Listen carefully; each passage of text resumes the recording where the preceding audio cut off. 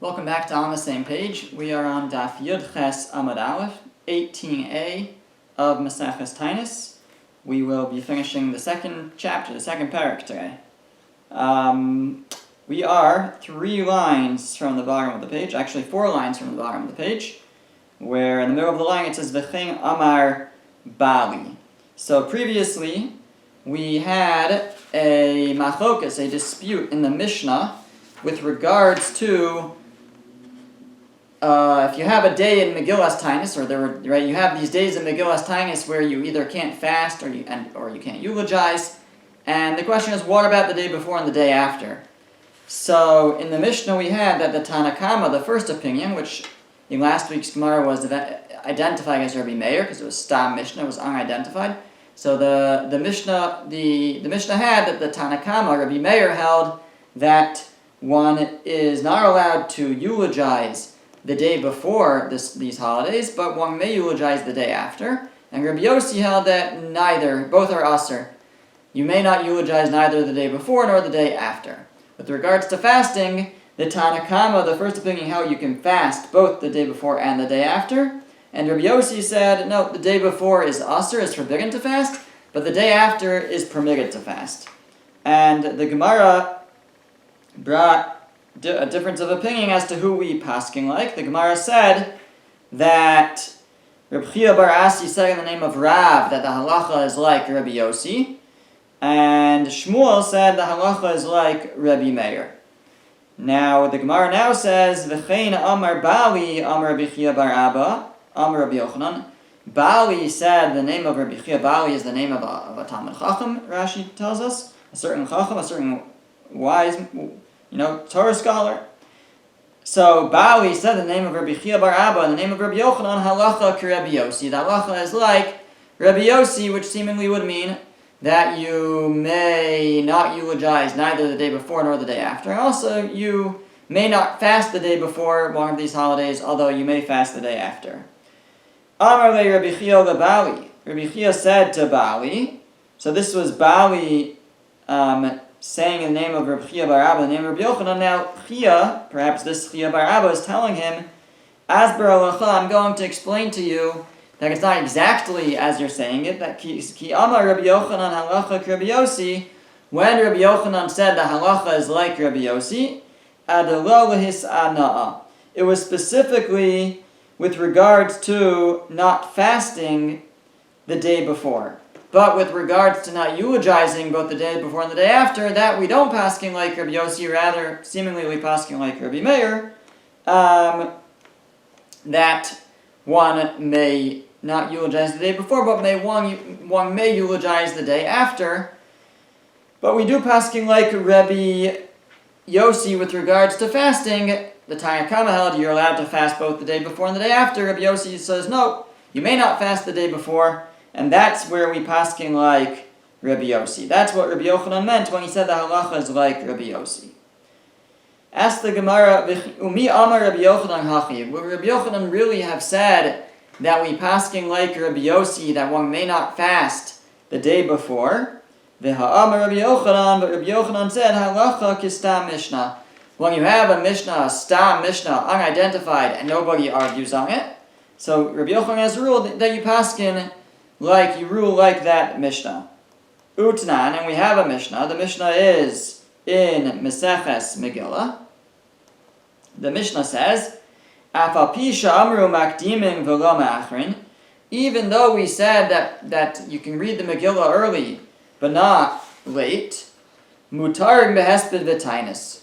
On those days that you read it early, one is permitted to eulogize and to fast.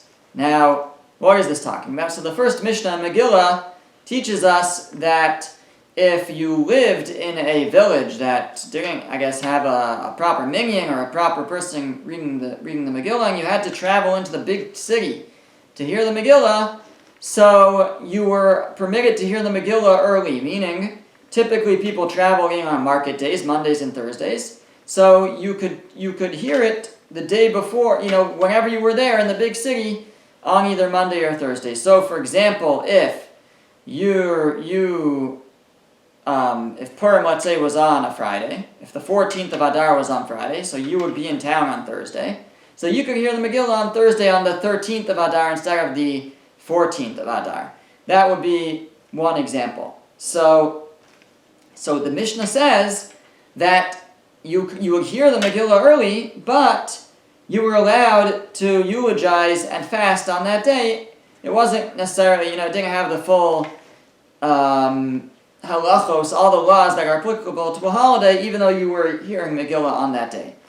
So ask the Gemara Amos, when are we talking about that you might be able to fast or to eulogize? Ilema b'nei chamesar. Let's say you lived in a village that had a wall surrounding it from the days of Yoshua ben Nun.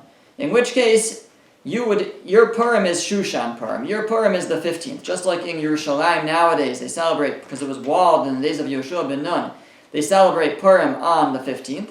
So that would be true of any city that was walled in the days of Yoshua ben Nun. So let's say you were a city, you were a town, or in this case a small village that was walled in the days of Yoshua ben Nun. But your Purim is, the 14th is a Thursday, the 15th is a Friday, let's say, the example we gave before. So this year you're hearing Megillah on the 14th, and that's okay. Somebody who normally hears the Megillah on the 15th, but if he's in town on the 14th, in a place where they read it on the 14th, he could hear it on the 14th. So, and maybe it means if you're from a town that normally hears it on the 15th, but this year you're hearing it on the 14th, so you're allowed to fast and eulogize on the 14th. Umishari, is that really permitted? Vaksiv Megillas Taanis, but it's written in Megillas Taanis. Yom Arba Asarbo, Yom Chamisha Asarbo, Yom Purya Inun. That the 14th of Adar and the 15th of Adar are Purim, Delo Lemisbad Bahon, that one may not eulogize on them. Now the Gemara is anticipating a question that's obvious, because the Megillah describes those as holidays. It says it's Yom Mishteh B'Simcha, it's a day of celebration. So obviously you can't eulogize. So why is it pointing out in Megillas Taanis? The Amar Rava, and Rava explained, Lo nitzracha el leser es shel zeh b'zeh, v'es shel zeh b'zeh. The reason why it's necessary for them to be mentioned in Megillas Taanis is to teach you that a person from this one it's forbidden on this one, and from this one you're forbidden on this one. Meaning that even if you normally celebrate Purim on the 15th, but the 14th is still a day of Megillas Taanis, and it's forbidden to fast and eulogize. And if you normally celebrate on the 14th, well, the 15th is still a Megillas Taanis, and it's forbidden to fast and to eulogize. So if that's the case, if the 14th is forbidden and the 15th is forbidden for everyone, so in the scenario we set up, where you were from a town that normally reads on the 15th, or should read on the 15th, because you were walled, but you don't have a reader, and you're in town for market day on the 14th, so you can hear Megillah on the 14th. And the Mishnah is saying, and you're allowed to, but on that day where you hear it early, you're allowed to fast and eulogize? Can't be. The 14th is listing in Megillas Taanis as a holiday. Can't be that you could fast and eulogize on that day. So that can't be the scenario that the Mishnah was talking about. So let's continue. Let's see what the scenario might be. And this is all building up to our question on how could Rabbi Yochanan pasking like Rabbi Yossi. How could he rule like Rabbi Yossi? But let's see how this plays out. The Ella, so rather maybe the case of that Mishnah in Megillah is B'nei Arbeisar, that you're from a town that has the mitzvah to hear on the 14th of Adar, on the regular Purim. But, again, let's say Purim is on a Friday, V'kakari le b'tleisar, so you have to hear it on the 13th, because you're going to hear it on Thursday when you travel in for market day, so you'll hear it on the 13th. And maybe it's that day that the Mishnah is saying that it's permitted to fast and eulogize. Says the Gemara, that can't be, because Yom Niknaru. Because that's a different day in Megillas Taanis. That's Yom Niknar, the day of Niknar, which the Gemara will tell us what that's about. But that was another holiday. So that can't be the scenario the Mishnah is talking about.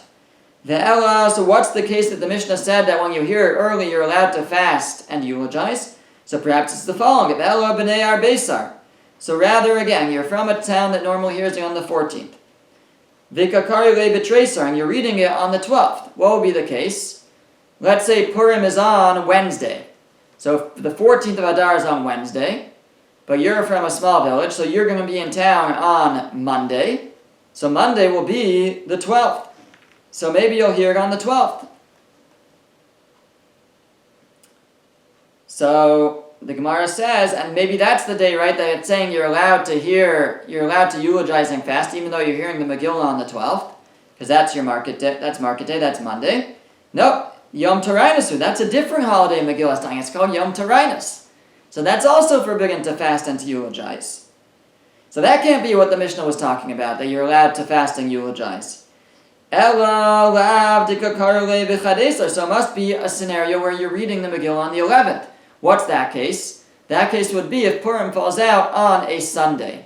If Purim is on Sunday, then if you're from a small village, you're going to hear it all the way back on Thursday when you're in town for market day. And that's going to be, if Sunday is the 14th of Adar, then Thursday will be the 11th. So that's the case. You're hearing the Megillah on the 11th. And that's where it's saying, and it's saying that it's permitted to fast and eulogize. So that must be the case. Because that's not any holiday. The 11th is not a holiday. But here's the problem. The problem is that that's a Stam Mishnah.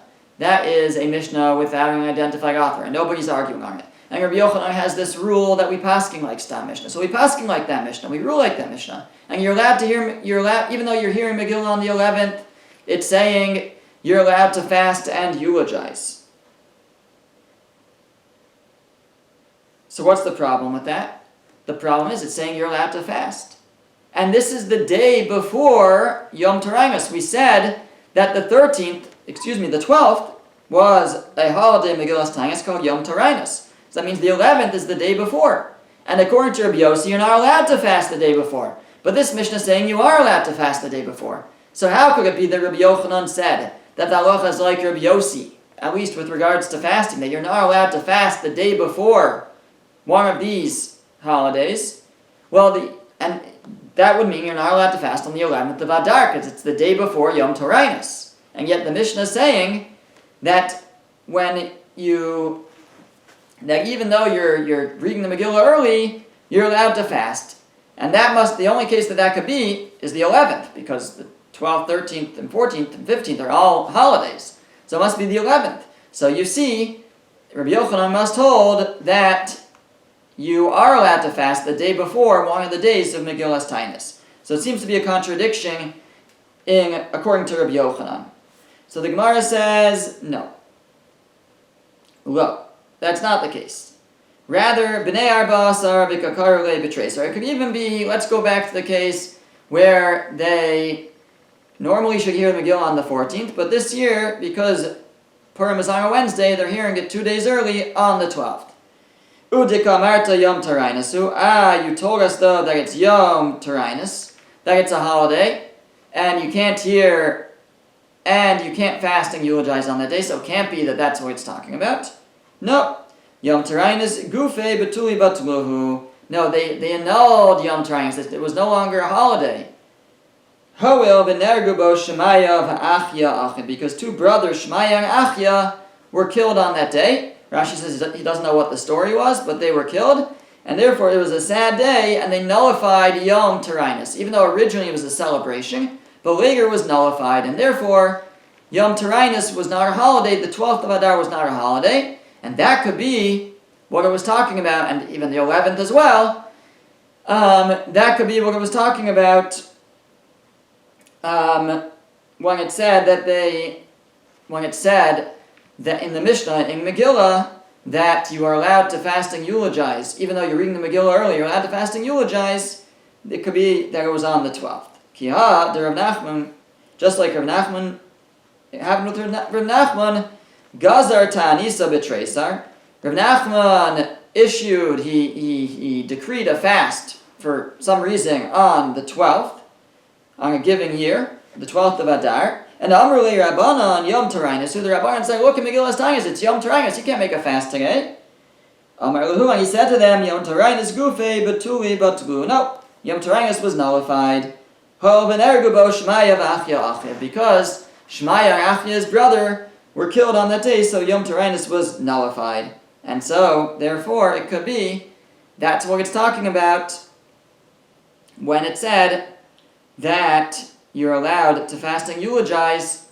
When you read Megillah early, it was talking about when you read early on the 12th, you can fast and eulogize because it's no longer a holiday of Yom Taanis. Now, the Gemara says, but that's still a problem. But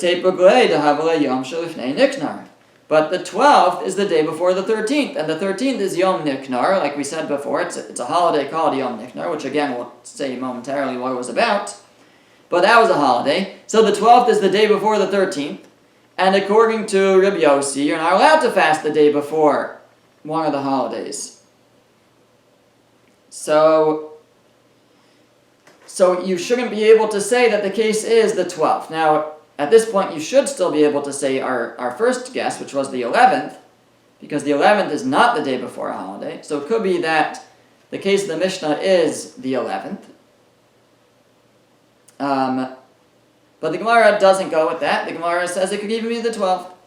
It could even be that the Mishnah in Megillah is talking about the 12th, and Rabbi Yochanan could agree that you can fast on the 12th, even though he holds like Rabbi Yossi that normally you can't fast the day before a holiday. How so? Rav Ashi said, Hashta iu gufe batluhu. They nullified the day itself, the Yom Taanis, because of this tragedy that these two brothers died. So, Bishum Yom Niknar Nekum Nigzar, we're going to now be gozer and decree that you still can't fast because of Yom Niknar, because it's the day before Yom Niknar. That doesn't make any sense.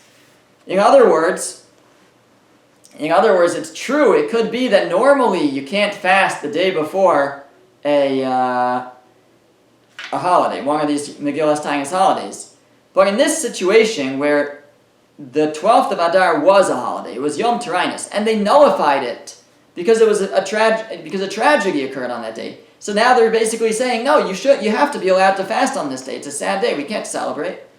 So it doesn't make sense that they would still say, oh, but you still can't fast because it's the day before Yom Niknar, it's the day before another holiday. No, once something sad happened on that day, they nullified the prohibition to fast on that day. And now you're allowed to fast on that day, even though it's the day before another holiday. So therefore, not only could it be that on the 11th you're allowed to fast, but even on the 12th you're allowed to fast, the 12th of Adar, even though it's the day before Yom Niknar, but it was a sad day, so therefore you were allowed to fast because they nullified the celebration of that day. And that could be the case where the Mishnah says that you're allowed to fast and eulogize. Even though you read the Megillah early, you're allowed to fast and eulogize. It could be talking about the 12th of Adar or the 11th of Adar.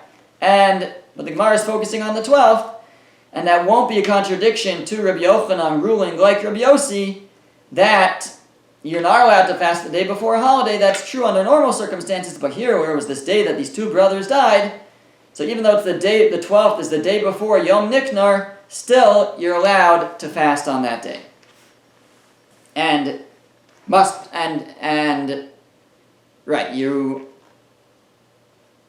You are right. In this case, you're allowed to fast because it was the day before Yom Niknar. You're allowed to fast on the day even though it was the day before Yom Niknar because something sad had happened on that day. Okay, now the Gemara wants to know, my Niknar and my Taanis. What are these holidays? The Yom Niknar and the Yom Taanis. The Tanya, we're learning a Brisa. Niknar echad me'afarche Yevanim haya. Niknar was a Greek general. Ubechol yom b'yom haya meinif yado al Yehuda v'Yerushalayim. Every day he would wave his hand over Judea and Jerusalem and Yerushalayim. The Omer, he would say, Emasai tipol b'yadi v'aram senu. When will this land fall into my hands and I will trample it? Now, not clear so much when this Greek general lived and why he didn't trample it, because as we'll see, this was before the Chashmonaim. We'll see in the next line. But perhaps he wasn't being allowed to destroy it. Maybe for some reason it was difficult to destroy Yerushalayim. He says, I yearn for the day that I can destroy and trample Judea and Jerusalem. Ukishagavra malchus beis Chashmonai v'natzchum, and when the house of the Chashmonaim, the Hasmoneans, the Maccabees, was strengthened and defeated the Greeks, so they captured this general, katzitzu bahonos yadav, and they cut off his thumbs on his hands, viragov, and on his feet, his big toes, v'talam b'shar Yerushalayim, and they hung it from the gates of Jerusalem, v'amru, and they said, peh shahaya medaber begaiva, the mouth that spoke in gaiva, the mouth that spoke in arrogance, v'yadayim shayu manifos al Yerushalayim, and the hands that waved over Yerushalayim, ta'aseh bahem nekama, a revenge should be taken against them. I believe the Maharsha mentions that it wasn't just the thumbs that they hung, but the implication here, right, is that they said this, the mouth that spoke, right? It sounds like they hung something related to the mouth. He says in the Talmud Yerushalmi, it says that they cut off his head as well. And that makes sense because they said they hung the head and they hung the thumbs, and they said the mouth that spoke against Yerushalayim, that's why they hung the head, and the thumbs because he waved against Yerushalayim, and the feet because he said, when am I going to trample it?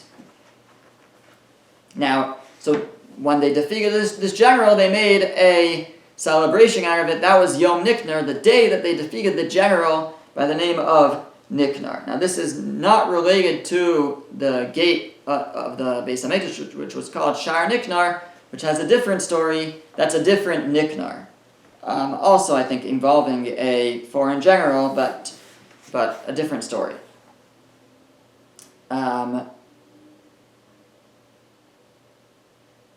Now, so that's Yom Niknar. My Taanis. What is the day of Taanis? So Amru, they said, Kishabikesh Taanis, Laharoges Luminos Upapos. So Taanis was another foreign Gentile general, or sounds like a general of some sort, and he sought to kill these two people, Lulinos and Papos, these two brothers, Beludkia in Ludkia. Now, what's the story with these brothers? So Rashi references, the Gemara elsewhere says that Haruge Lud Em Kol Berya Yachol Lamud Mechitzasam Began Eden. It says those who were killed in Lud, nobody can stand in their section in Gan Eden, in the Garden of Eden. They have a special section. And Rashi says this is the same story. It's these two brothers, Lolinus and Papus, that the Gemara says about them, nobody can stand in their section. Now, what did they do that was so special? So we'll see partially what they did. But Rashi says that he heard that there's a background to this story. There are those who say that there was the daughter of this Taanis had been killed, and he blamed the Jews. And he was going to kill all the Jews that lived wherever, in Lud, I guess, right? Sort of like your classic blood libel. They found a dead girl, and they said it was the Jews, and they were going to kill all the Jews. So these two brothers came forward and they said, we did it. Even though they didn't do it, but they gave themselves up, which is an interesting question, and this is part of this Gemara, or this story, is part of the discussion of, are you allowed to give yourself up to save other lives? But it's a discussion for another time. But here, these two brothers gave themselves up in order to save the rest of the Jews. They said, we are the ones who did it. So Amar Lahem, he said to them, if you two are from the same nation as Chananya, Mishal, and Azariah, let your God come and save you, just as your God saved these great sages, Chananya, Mishal, and Azariah, from Nebuchadnezzar, from the Babylonian king Nebuchadnezzar, who had them thrown into a furnace. Right? That's the story, that they refused to bow to Nebuchadnezzar's idol. They were thrown in the furnace, and Hashem saved them. So Amrullah, so these two brothers, Lulinus and Papa, said back, don't expect such miracles. They were tzaddikim gemurim. They were full-fledged tzaddikim. They were fully righteous. So they were fit for a miracle to occur to them. And not only that, Nebuchadnezzar was a proper king. The was fitting for a miracle to happen through his hand. Now, not necessarily that Nebuchadnezzar was, when it says Hagung, he was proper. Marsha says it means that what he was accusing them of was true. They refused to bow to the idol. Now, they couldn't bow to the idol, but what they were being accused of was true. However, here it's not true, right? V'oso Rashan, they said, and this evil man, meaning you, Taanis, you're a simpleton. And you know that we didn't do this, and you know the Jews didn't kill your daughter, and this is all set up. It's not fit for a miracle to happen by your hand. And not only that, but we are guilty, meaning we are deserving of destruction. If we're going to die, it's because we're deserving of it. And if you don't kill us, God has many people who can kill us. He has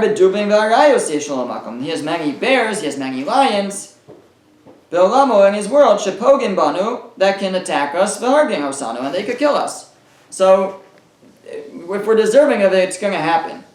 Ella, so why is God arranging that it should happen through you? Hashem is only handing us into your hands, because He wants to pay you back for taking our blood. That's what they said. They challenged Him and they said, this is only happening so that God can take revenge against you. So even still though, He killed them right away, even though they warned Him that Hashem would take revenge against Him. Amru, and they say, Lo zazu misham at shebo diyupli miromi upatsu es mochel begizarin. They didn't move from there. It sounds like this was immediate. And diyupli, these officers came, Rashi says 2 officers came from Rome. So this is a Roman. Upatsu es mochel begizarin, and they smashed his head with makalos, like staffs or batons or something. And they smashed his brain. That's literally what it means. So his Hashem's vengeance was immediate, and Taanis was killed, and it sounds like that was cause for celebration, even though we had these other two tzaddikim killed, Linus and Papos, but because he was killed, they made a celebration out of it. That was Yom Taanis. As we said, it was later nullified because some other 2 brothers, Shmai and Achia, were killed on that day.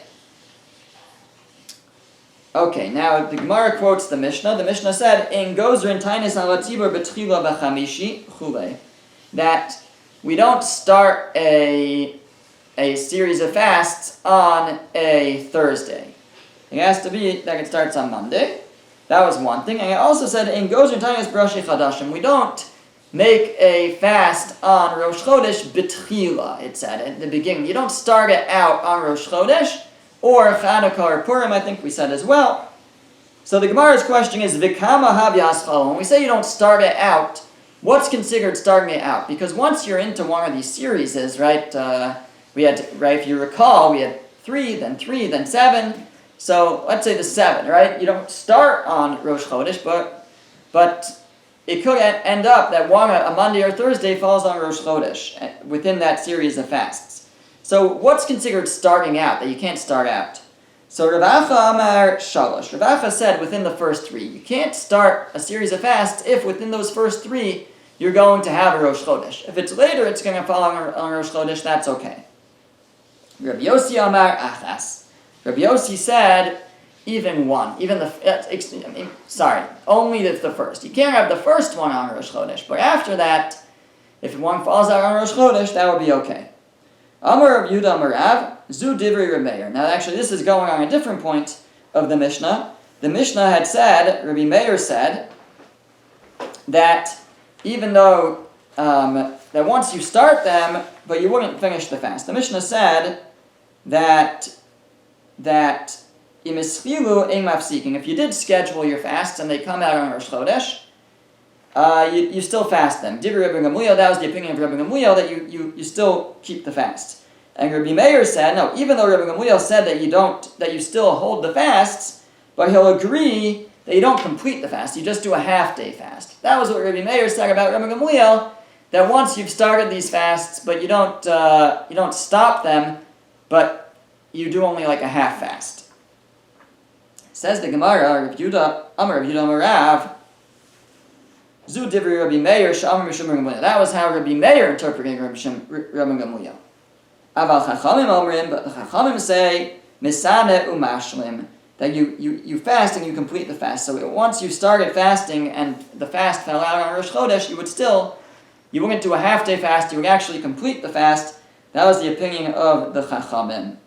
Darash Mar Zutra Mishmei de Rav Huna, and Mar Zutra taught in the name of Rav Huna halacha. The halacha is Misane Umashlim, that in fact you fast and you complete the fast when, even though it's on Rosh Chodesh or Chanukah or Purim, seemingly if your series of fasts would fall on those days, not only would you have the fast, but you would actually complete the fast. Hadron Loch Seder Taanis Ketzad. We will return to this chapter entitled Seder Taanis Ketzad. And Mirz Hashem, next week we begin the third parak. Mazel tov on completing this parak. Thank you for listening.